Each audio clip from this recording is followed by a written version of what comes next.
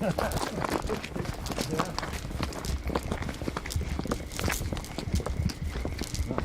don't know if an electrician's capable of doing this or not, or if you need a millwright.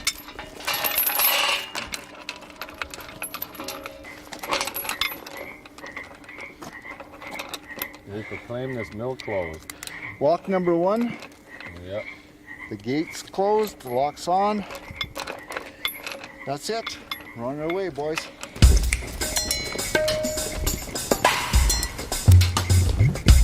This one is that. Good evening. Our top story tonight, the bad news continues for our province's forest industry.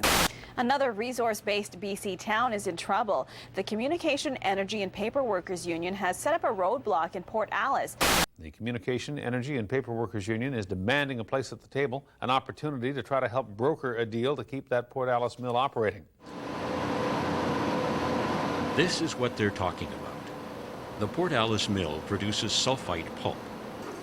The mill converts wood fiber into pulp, then into paper and other cellulose products.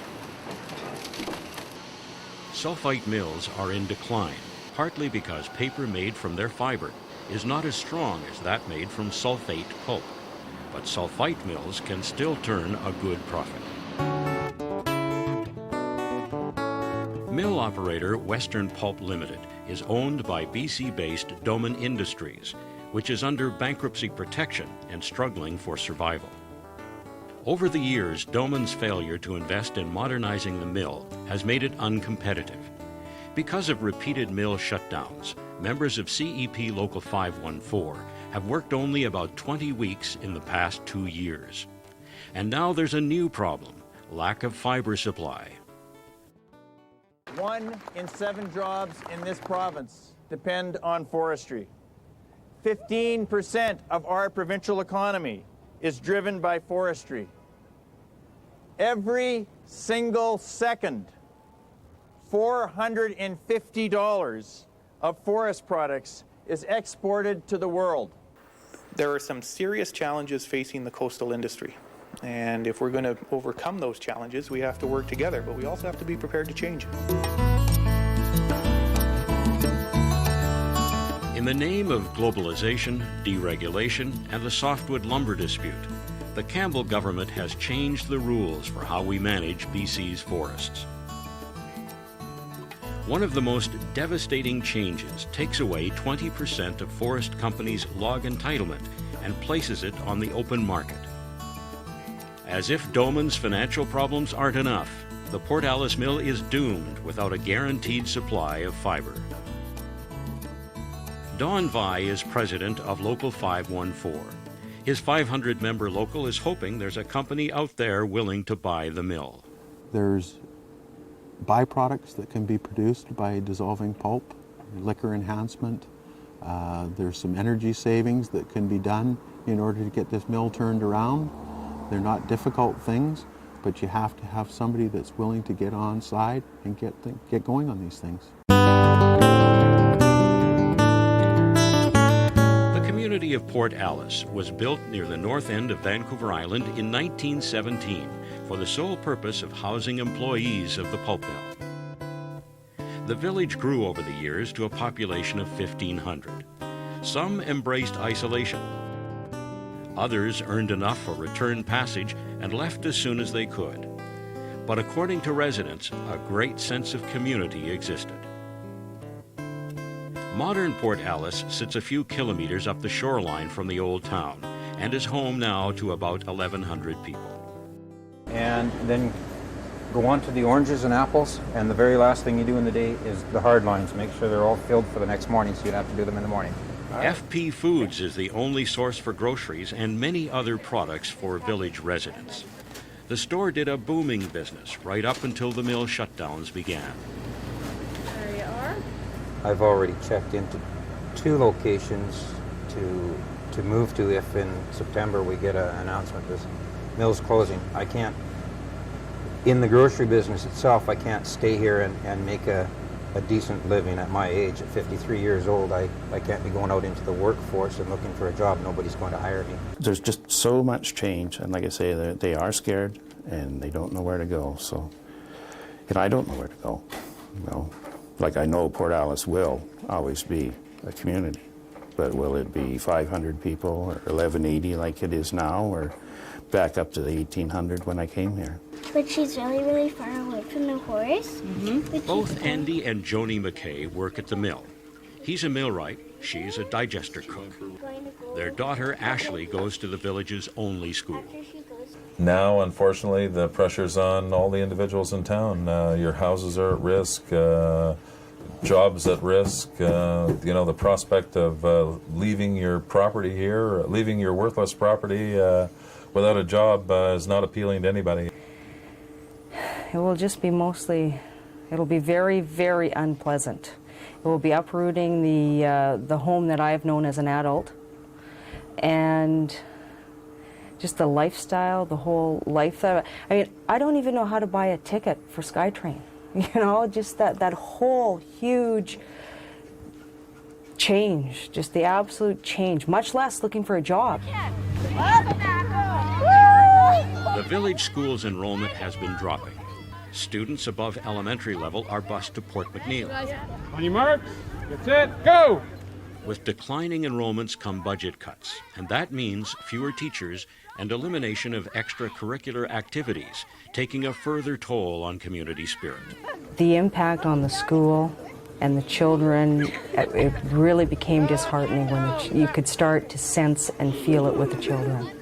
Children are becoming aware that we're moving, and so that starts to become, and the younger ones don't necessarily know what it means, the older ones do know what it means.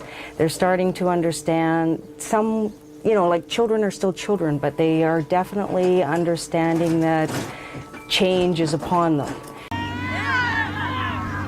Local 514 and the National Union decided it was time for drastic measures. We figure 8 here. 2 on the back here. Local union leaders and National Representative Dave Schaub discuss an action plan designed to send a message to the government and Doman Industries. They can get in this way, that way, and the one at the... No, we're here. Laid-off workers are fast running out of EI and group benefits, which means union members will start leaving for work elsewhere if something isn't done soon. But there's a disagreement over strategy. Some feel it's sufficient to simply barricade the roads leading to the mill. Others want to occupy the mill and lock out management. In the end, the barricade plan wins out. As darkness falls, the group arrives and sets up barricades across all roads leading to the mill site. Management and essential workers will have to park off the road and walk in. Maybe this will grab the attention of those who are ignoring the plight of Port Alice and the mill.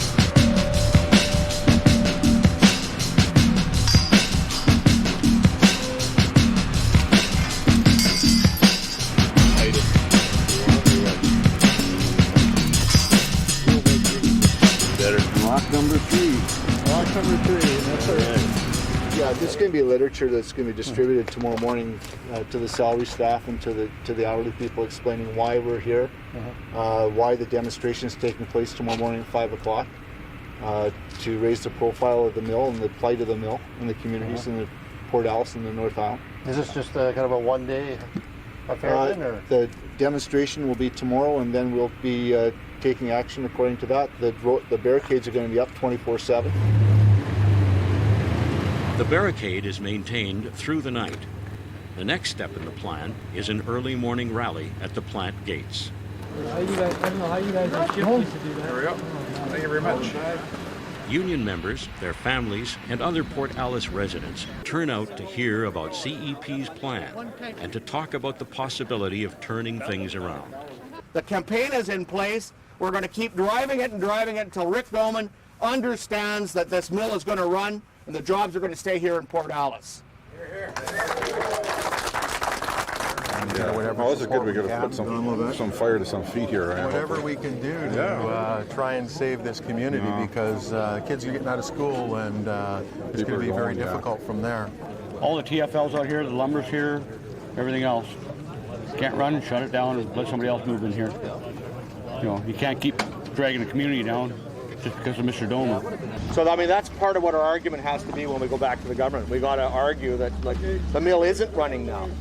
I mean, the jobs have been lost. We've got people that are running out of unemployment insurance. Well, we've also got to look at the fact that Tassus and Gold River and all that, and we're next, right? That's what they're trying to do to us. Right? They starved out them, so they wouldn't have to pay severance. And he's doing almost the same to us. All he wants is his fiber. He's in a bankruptcy protection. He can do whatever he wants. And he keeps getting extensions, and the government keeps giving him extensions. It's pathetic. He hasn't We're injected just any waiting for money him to into the mill leave. at all, right? To upgrade it, to make it viable, right? In the last bunch of years. He hasn't done anything. Right? Well, the engineering reports clearly say that if we put $20 million into this place, it's viable for 10 or 20 years. It'll run. As long as we got the fiber, and we got to get the fiber from the government. Mr. Doman's in debt up to his ears, and we needed an operator in the mill to supply this community with jobs, viable jobs, long-term jobs. Operating 16, 20 weeks a year doesn't cut it. Perfect. Mosquitoes? Huh? No, I didn't have any. Good morning, Dave. I don't know if it's a good morning. You know this blockade is illegal? I'm not sure about that. So I'm asking you to remove it. No, I don't think we're going to remove it. Okay, well, we'll have to do what we have to do. Yep. I'm here because I'm concerned. Later in the day, word spreads that the area's Member of Parliament is in town to meet with the village council. Residents gather outside the village hall, waiting for words of encouragement that don't come. We hope for a happy ending here, and we'll all have to be at the same time patient. And Duncan and Dave Coles address council. The MP is pessimistic about the mill's future, but Coles continues to push hard. We spent almost 8 or 9 months working on a restructuring program with the company in good faith that was without discussion just brushed aside. We don't find that acceptable. We are going to, as a national union, as a local union, to increase the pressure. CTV News at 6. Less than 2 weeks later, a remarkable turnaround in the situation. Doman Industries, along with the IWA and CEP, are planning to work together to change Liberal government forest policy. It's an unusual move, but according to the two sides, desperate times call for desperate measures. Today, we would like to announce that we've reached an agreement, the Communications, Energy and Paper Workers Union and Doman Industries, to start the Port Alice mill up. The Save Alice campaign appears to have influenced Doman Industries. A few more weeks go by, and Local 514's members are back at work.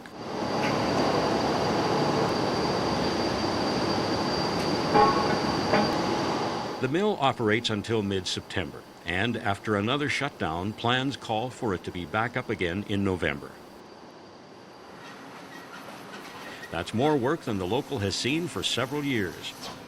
But instead of backing off, a decision is made to ratchet the campaign up another notch.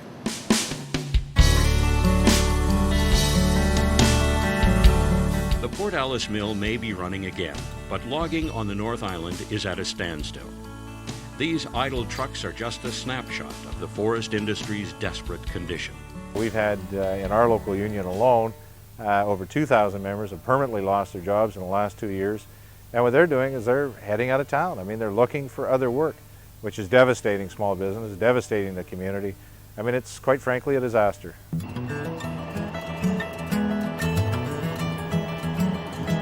CEP is now partnered with the IWA and Doman Industries in a campaign to convince the Campbell government to abandon its radical forest policy changes. These laid-off logging truck drivers are arriving at the Port McNeill School, where one in a series of town hall meetings is taking place.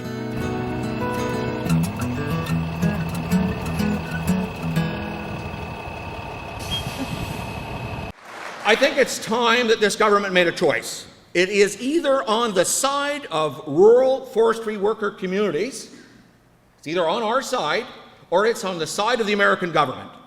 I think they have to choose, and they have to choose soon. Is that we don't accept the bullshit, and I'm going to use that kind of language, that our members in the rural communities can wait for the Olympics to train our workers to serve beer to the guests in 2010. That's not on. Our workers want jobs now. Thank you very much. The government is now considering a 20% take back of our timberlands. We do not see this as being responsible. We do not think it makes sense. We have in the past had some history with timber takebacks, and what has happened is those logs have left the province and been exported. Our company does not export logs. We do not intend to export logs, and we are against the export of logs. And I'd also... Because those trees out there in the forest industry and the fishing industry and the mining industry and all those places that have built this province, and particularly rural British Columbia, are damn good jobs that pay decent wages I'm not ashamed of and have been the backbone of rural communities. And we need policies in this province that don't encourage jobs to leave rural communities, don't shut down schools and hospitals, but encourage jobs to stay in rural communities. Encourage people to stay here and raise their families. And we need to grow this all together. And it isn't going to be easy. Nobody said it was. But I can't take you back 20 years. I can't legislate you back 20 years to what are the good old days. I can't make the global forces go away. But we can plan for the future, and we can work towards a future. What you've done with the elimination of cut control is abdicated the government's responsibility to govern Crown land and given it to forest companies. And now in Campbell River, we watch hundreds of logging trucks loaded going to the dry land sort, while there isn't a single mill on the coast running. What's going on, Mr. Visser? We've got to work on this harder and faster. And that's a real problem, because if you can stand up there and tell us we've got 3 years, what the hell are you doing?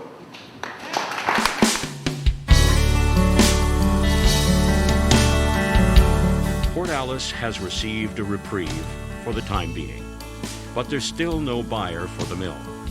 The campaign is keeping pressure on a government that still doesn't appear to care about BC's forest communities. Vancouver Island sawmills are still shut down, and thousands are out of work. A lot more needs to be done.